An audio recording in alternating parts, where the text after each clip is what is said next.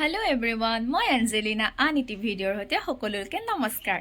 আজি মই আপোনালোকৰ বাবে আনিটি ভিডিঅ' লৈ আহিছো। হে আছে মোৰ সবাতোতকৈ মৰমৰ মোৰ ভাল লগা ফুল আৰু ফুলৰ কাম কৰি মোৰ বহুত ভাল লাগে। তো ভাবিছো আজি কেইটামান পুলি ৰিপোৰ্টিং কৰিম। তো ৰিপোৰ্টিং কৰাৰ লগতে আৰু দুটামান নতুন পুলি ৰুম। বলকচোন কি পুলি নুৰু আজি আপোনালোকক দেখুৱাম। মোৰ টাব খালি নাই আৰু টাব খালি নথকাৰ কাৰণে মই অলপ আগতে বৰ্তা এজনক নিচাৰ পৰা টাব 5টা আনিবলৈ দিলোঁ আৰু এইকেইটা টাব আনিছোঁ আৰু এইকেইটা টাব এটাৰ টাবৰ দাম 20 টকাকৈ। যেহেতু বেছি ডাঙৰ বুলি সদায় টাববোৰ আনিয়ে থাকিবলগীয়া হয় আৰু হেতুকে মই এই টাবটোৱে 20 টকাকৈ আমি আনি থকা দোকানখনৰ পৰা আনো, হেতুকে 20 টকাকৈ দিলোঁ আৰু মই টাবখিনি ফেলে ফুটাই ল'লোঁ যেহেতু পানী যাবলৈও ৰাস্তা লাগে আৰু বেয়া নহয় ইমান, আপোনালোকে ব্যৱহাৰ কৰিম বুলি ভাবিলে বস্তুটো এয়া। আৰু মানে ৰ'দ পৰিছে যদিও ইমান মানে ধুনীয়া বতাহ দি আছে না।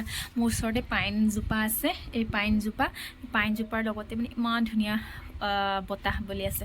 আৰু মোৰ পিছফালে এটা দেখিছে, এইটো এটা কেকটাছ জাতীয়, তো এইটোকো মই ধুনীয়াকৈ এনেকৈ কৰি থৈ দিছোঁ আৰু ভাবিছোঁ আজি জেৰেনিয়াম। আপোনালোকে জানে যিহেতু গোলাপক বহুখিনি আহাৰৰ প্ৰয়োজন, যেনেকৈ মানুহক জীয়াই থাকিবৰ বাবে আহাৰৰ প্ৰয়োজন, তো গছ গছনিকো আহাৰৰ প্ৰয়োজন হয়। আৰু গোলাপক আপোনালোকে কিনা সাৰ যদি কিনিবলৈ দিগদাৰ হয় তেন্তে আপোনালোকে সহজতে পাব পৰা এবিধ আহাৰ তেওঁলোকক দিব পাৰে। তাৰপিছত আমি গাঁৱত থকা মানুহ যিহেতু গাঁৱত গোবৰৰ কমি নাই, তেতিয়াহ'লে আপোনালোকে এনেকৈ মাটিটো অকণমান উখুৰিয়াই ল'ব, তাৰপিছতে সাইডে সাইডে এনেকৈ গোবৰখিনি দি দিব, তেতিয়া ফুলিবলৈ ভাল পাব। তো মই এতিয়া ৰুই আছোঁ জেৰেনিয়াম, আৰু জেৰেনিয়ামটো মোৰ আছিলে এইটো পিংক কালাৰ আৰু খুব ধুনীয়া ফুলিবলৈ পাৰি, খুব ধুনীয়া ফুলে। আৰু ইয়াক মানে বেছিকৈ কষ্টও হয় কষ্টও নহয় বুলি ক'বলৈ লাগিব। মই যোৱাবাৰ যেতিয়া বেংগলোৰৰ পৰা আনিছিলোঁ মানে গজি উঠে, কিন্তু আকৌ যদি অলপমান পানী পাই যায় তেতিয়া আকৌ মৰি যায়। যিহেতু জানুৱাৰীৰ পৰা এতিয়া এপ্ৰিল তেনেকুৱালৈকে ফুলাৰ সময় হয়, কাৰণে বৰষুণৰ দিন চোৱাত আপুনি যদি পাৰে তেন্তে ইয়াক চালিৰ তলত থোৱাটোৱে চেষ্টা কৰিব। আৰু এবিধ হৈছে একে মানে কফি টাইপত হৈ যায়, যিটো টাবৰ কালাৰ দেখিছে সাধাৰণতে তেনেকুৱা কালাৰ হৈ যাব ডাঙৰ হ'লে গোটেই গছৰ পৰা পাতৰলৈকে, আৰু খুব ধুনীয়া লাগে দেখিবলৈ। আৰু ইয়াৰ এটা মেডিচিন আছে, যেতিয়া গৰুবোৰৰ বেমাৰ হয় তেতিয়া ইয়াৰ পাতখিলা যদি আপুনি এনেকৈ পিচি কৰি গৰু দানাৰ লগত খুৱাই দিয়ে তেতিয়াহ'লে গৰু ছাগলীৰ বেমাৰ থকা কিছুমান ৰোগবিলাক বোলে দূৰ হয়। মই এইটো যাৰ ঘৰৰ পৰা আনিছিলোঁ তেওঁৱে কৈলে, মই মানে শিকি আহিলোঁ, যিহেতু মই ফুল হিচাপে আনিছোঁ আৰু ভাল লগাৰ হেতুকে। তাৰপিছতে ইফালে আৰু এডাল ৰুই গৈছোঁ, একেবাৰে অকণমানি এডাল পাইছিলোঁ সেই পাত, আৰু এইবিধো হৈছে এবাৰ গ্ৰীণৰে, তো ভাল লগাৰ হেতুকে এইটোকো আনিলোঁ। জিন্দা হয় নহয় নাজানো, কিন্তু চেষ্টা থাকিব ইয়াকো জিন্দা কৰাৰ। তো তাৰপিছতে আপোনালোকৰ ঘৰতো বাৰু ফুল আছেনে? হয়, নিশ্চয় আজিকালি সকলোৰে ঘৰত ফুল থাকে নহয় জানো, আৰু এইবোৰক মানে সময় বহুত বেছি দৰকাৰ জানেনে। আপুনি যেনেকৈ নিজক সময় দিবলৈ লাগে, ফুলকো তেনেকৈ সময় দিবলৈলগীয়া হয় নহয় জানো। মাজে মাজে পানী, মাজে মাজে চাফা কৰি থাকিব লাগিব, আহাৰ গোবৰ পানী দিব লাগিব, মানে বহুতখিনি কাম থাকে। মানে দেখিলেই যে যিমানখিনি ভাল লাগে তিমানখিনি মানে জীয়াই ৰাখিবলৈও কষ্ট কৰিব লাগিব কিন্তু। তো এইকেইটা আজি মই ৰিপৰ্টিং কৰিলোঁ। আৰু টাববোৰ মানে কি হয়, আপুনি যিমানেই চাফা কৰি নাথাকক কিয় পানী যেতিয়া দিয়া হয় বহুতখিনি চিটিকি যায় ন, তো টাববোৰ বৰ লেতেৰা হৈ যায়, কাৰণে ইগন'ৰ কৰিব এইটোক লৈ। আৰু এইখিনিও লগতে যোৱাকালি ৰিপৰ্টিং কৰিলোঁ। লগতে দেখিছেনে পিছফালে আছে বাগান ভেলিয়াৰডাল, এইকেইটা মই মেইন ৰোডৰ কাষে লগাই থকা তাৰ পৰা লৈ আহিছোঁ। ডাল কাটি সৰু সৰুকৈ এনেকৈ আনিছোঁ, চাওঁ জিন্দা হয় নহয়, চেষ্টা এইটোৰ ওপৰতো থাকিব। মোৰ তাত কচুজাতীয় থকা কেইটামান কালেকশ্যন আপোনালোকক দেখাব বিচাৰিছোঁ।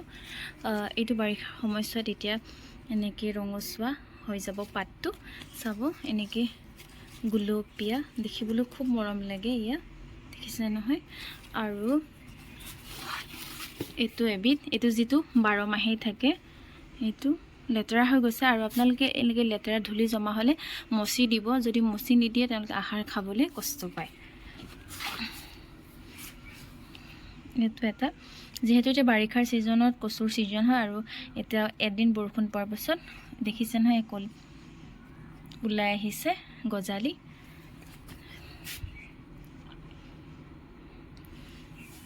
আৰু এইটো সাধাৰণতে সকলোৰে ঘৰত আছে বগা আৰু এইও খুব ধুনীয়া। ই সম্পূৰ্ণ ৰঙা পৰি যাব কচুটো। এতিয়া অকণ মেলি দেখুৱাবলৈ কাৰণে বেয়া লাগিছে। খুব ধুনীয়া একে ৰঙা হৈ যাব। তাৰপিছত এইটো এটা কণমানিটো চাচোন নতুন গজালি ওলাইছেহে। এইটো যিটো লোকেল চবৰ ঘৰতে থাকে নহয় জানো, তথাপি মই ৰাখিছোঁ, ভাল লাগে যিহেতু। আৰু এইটো আৰু ইয়াৰ লক্ষণটো অলপ একেই, কিন্তু ইয়াৰ গাত এনেকৈ ফুট তাৰপিছত এইটো এটা আৰু এটা দেখাই আছোঁ না। এইটো তো মোৰ আৰু কেইটামান আছে যি এতিয়া মানে ফুটিবলৈ গজালি মেলিবলৈ বাকী আছে।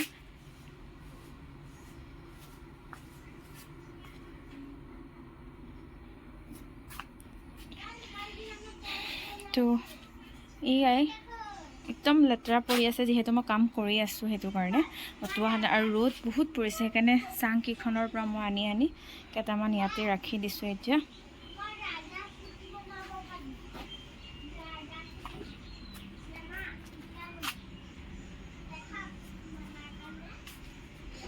আৰু মই এবিধ কচু মই কৈছিলোঁ যে দেখিছে নহয়, এয়া গজালি মেলি আছে। আৰু এই ডেণ্টাছখিনি মই কাটিং কৰি ৰুইছিলোঁ আৰু এয়া ওলাইছে দেখিছে এইবোৰ। তাৰপিছতে বাইপাছৰ পৰা মই বাগানভেলিয়াৰ ডাল এটা এনেকৈ আনিছিলোঁ আৰু আনি গুজি দিয়াত তাৰপিছত সি এনেকৈ বাঢ়ি এবাৰ ফুল মেলিছে, ভাল লাগিছে। খুব ৰ'দ। তো আজিৰ ভিডিঅ' ইমানতে ৰাখিলোঁ। আপোনালোকে ভাল পালে